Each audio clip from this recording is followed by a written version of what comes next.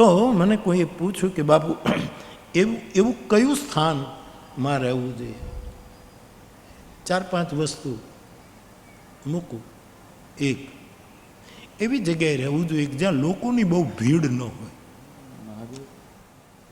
લોકોની ભીડ ન હોય એવું સ્થાન રહેવા જેવું છે. બીજું, જ્યાં શબ્દોનો બહુ દેકારો ન હોય ત્યાં રહેવું.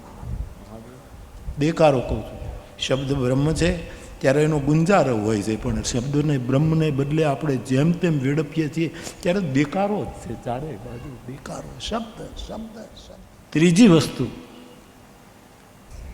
સંબંધોની મજબૂરી ન હોય એવી જગ્યાએ રહે.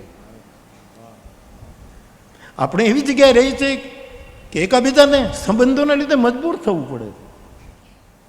અને ચોથું, મહત્વાકાંક્ષાની ઝાડ ન બિછાવી હોય. મારે હવે આ કરી લેવું, મારે હવે આ કરી લેવું, મારે હવે આ કરી. મહત્વાકાંક્ષા, આ 4 વસ્તુને બરાબર સમજીને જો રહીએ તો નાનકડા એવા ઘરમાં આપણે પ્રમોદ સંવત્સર ઉજવી શકીએ. થોડોક વિચાર કરજો સાહેબ, આવું થઈ શકે.